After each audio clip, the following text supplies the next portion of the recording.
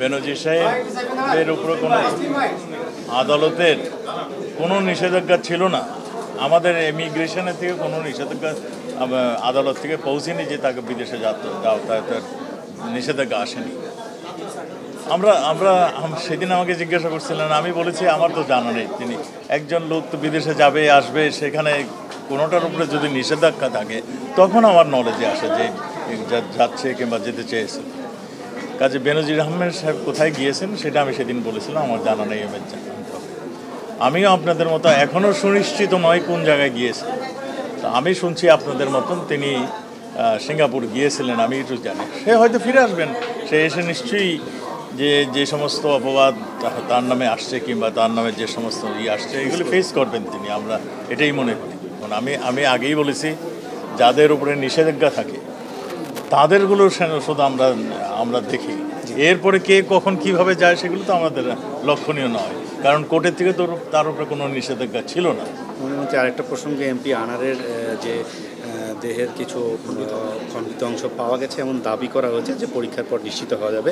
তো ভারতের যে পরীক্ষাটি সেটি 72 ঘন্টার মধ্যে হবার কথা, কিন্তু এখন পর্যন্ত আমরা কোনো আপডেট পাইনি। আপনি সর্বশেষ তথ্য দেবেন? দেখুন, ঘটনাটি ঘটেছে ভারতে, এবং ভারতে আপনারা শুনেছেন, আমরাও শুনেছি খণ্ডিত অংশ পাওয়া গিয়েছে।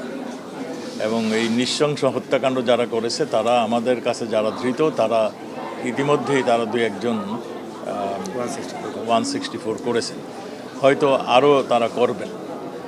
আমরা সেই ব্যাপারে তাদের মুখ থেকে শোনা, আমাদের ডিএনএ টেস্টটা না আসা পর্যন্ত আমরা শতভাগ নিশ্চিত হয়ে বলতে পারবো না যে এটাই তার মরদেহ।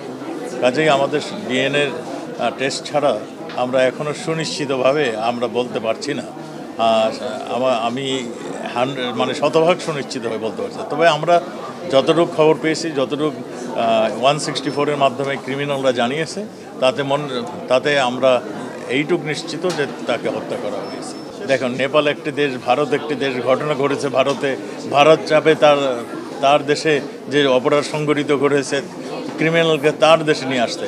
আমাদের সঙ্গে ভারতের একটা চুক্তি রয়েছে। আমাদের যখন ভারতে আসবে তখন আমরা বলবো যে আমাদেরকে জিজ্ঞাসাবাদ করার আছে, আমাদেরকে ফেরত দাও। এটা 2 দেশে মিলে তদন্ত হচ্ছে। আমি আশা করি 2 দেশে মিলেই একটা সুন্দর সিদ্ধান্ত তদন্ত শেষ করবে। পশুবাহী গাড়ি যেখানে যেতে চাবে সেখানে তার একটা বোর্ড সে লাগিয়ে রাখবে, একটা ব্যানার কিংবা একটা বোর্ড লাগিয়ে রাখবে যে ওই পশুর হাটে আমরা যাব। এর আগে কেউ থামাতে পারবে না। যে থামাবে তাকে পুলিশ তাকে তার ব্যবস্থা নেবে, নিরাপত্তা বাহিনী ব্যবস্থা নেবে। আর চাঁদাবাজি যেখানেই হয় নিরাপত্তা বাহিনী তার ব্যবস্থা নেবে।